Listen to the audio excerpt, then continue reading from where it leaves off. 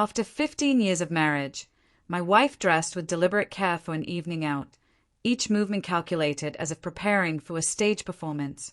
She leaned in, perfume lingering in the air, and whispered, "James, tonight I want to feel wild and truly alive." She didn't know that I already knew.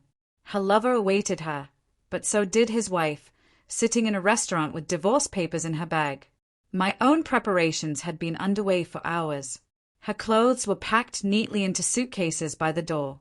The locks on our home had been changed. Emily and I had built what others envied, a home, 2 children, laughter that once came easily. But over the past year, the warmth had cooled into a quiet distance. Her late nights at work became routine. Her phone became an extension of her hand, its glow lighting her face in the dark. She smiled in ways she no longer smiled at me. Small changes, imperceptible to most, screamed at me. I asked questions. Her answers were vague, littered with deflections. I told myself it might be a phase, something we'd weather together. But my gut screamed otherwise. One evening, I overheard a low, intimate tone in a hushed phone call. I couldn't make out the words, but I didn't need to. A later glance at her phone left no doubt. There was someone else. I didn't confront her immediately. I observed. I tracked the extra errands, the unaccounted hours, the growing list of lies. And then the final piece fell into place. Her lover was married, too. The discovery didn't crush me. It focused me. I found his wife, and when we spoke, our stories mirrored each other. We decided to expose them together. I waited for the night she planned her secret rendezvous. Upstairs, Emily spent an hour getting ready, her reflection in the mirror glowing with anticipation.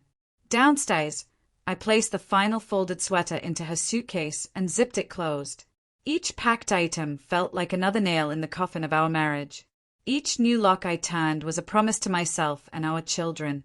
She would not hurt us again. When she came down the stairs, she was radiant, almost giddy. "I need to feel wild and alive tonight," she murmured with a playful grin. The words hit like a blade, but I stayed still, meeting her eyes without a word. She left, thinking she was headed toward passion. At the restaurant, my plan unfolded. Her lover arrived first, expecting romance. Instead, his wife was waiting, voice sharp as she handed him divorce papers, her anger drawing the attention of every diner. His confidence drained instantly, and then Emily walked in. Her excitement froze on her face as she took in the scene, her lover cornered, his wife's fury filling the air. The fantasy crumbled in an instant. She stood rooted, caught in the open, the spotlight of humiliation burning into her. The escape she'd imagined had become a public reckoning. While her world unraveled, I sat at home in silence. The suitcases waited by the door. The locks were secured. My phone lit up with frantic messages. Please, apologies, promises. I didn't respond. This wasn't revenge for me. It was reclamation. 15 years of marriage had ended, but what I gained was far greater: self-respect, closure, and the freedom to rebuild on my own terms. Sometimes the harshest truths break you open, only so you can become unshakable.